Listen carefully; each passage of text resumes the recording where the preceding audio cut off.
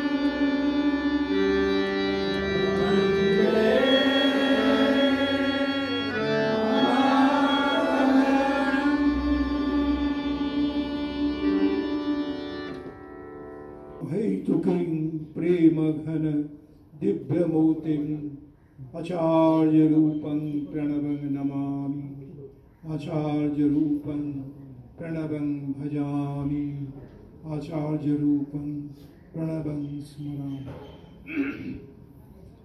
आज ভারতবর্ষের ৭৯তম শুভ স্বাধীনতা দিবস। হাজার বছরের পরাধীন ভারতবর্ষ আজকের দিনে আজ থেকে ৭৮ বছর পূর্বে ৭৯তম তার স্বাধীনতা প্রাপ্ত হয়েছে।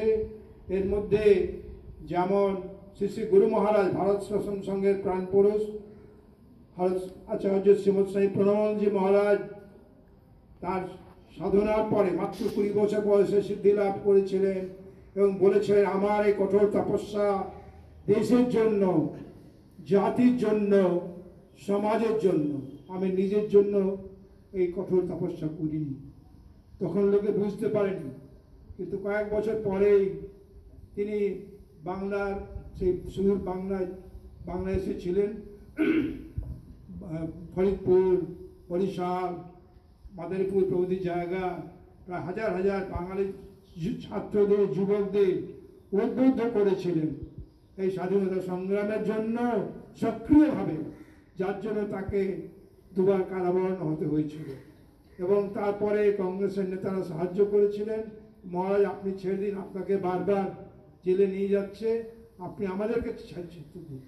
তখনকার দিনে যত বিপ্লবীরা ছিলেন সকলে গুরু মহারাজের কাছে আসতেন এবং এমনকি সংঘের তৃতীয় সভাপতি পরম পূজ্য শ্রীমৎ স্বামী যোগানন্দজি মহারাজ, যিনি ছাত্রাবস্থাতেই বিপ্লবী ছিলেন, প্রথম সংঘে যোগদান করেছিলেন তিনি।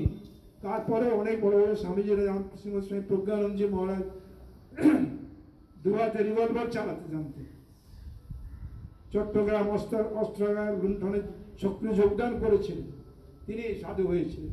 আরও অনেক স্বামীজির হয়েছে। পরবর্তীকালে আমাদের সংঘের যে পূজ্যপাদ সভাপতি শ্রীমৎ স্বামী ত্রিদিবানন্দজি মহারাজ, তিনিও সক্রিয়ভাবে এই ছিলেন স্বাধীনতা সংগ্রামে, যার জন্য তো আমার বোমা তৈরি করার সময় হাত পড়ে গেছিল, আঙুল উড়ে গেছিল। এরকম করে এমনকি বর্তমান সংঘ সভাপতি তিনিও মানে তাকে পুলিশ ধরে কারাগারে গ্রহণ করেছিল, যেহেতু তিনি স্বাধীনতা সংগ্রাম। তো ভারত সেবাশ্রম সঙ্গে এই স্বাধীনতা সংগ্রাম অঙ্গাঙ্গিভাবে জড়িত।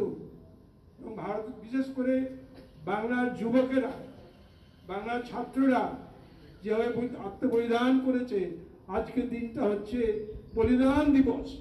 এবং যদিও বাংলা ছাড়াও সারা ভারতবর্ষে ছড়িয়েছিল, মারাঠি, পাঞ্জাবি অনেক লোক চলে এসেছিল, কিন্তু প্রথম ব্যবস্থাতে ভারত সেবাশ্রম সংঘের উদ্যোগে এই বাঙালি ছেলেরাই যোগদান করেছিল। তোমাদের মধ্যে যুবকেরা, শ্রীরাম বোস মাত্র ১৭ বছর বয়সে ফাঁসিতে ঝুলে গেছিলেন।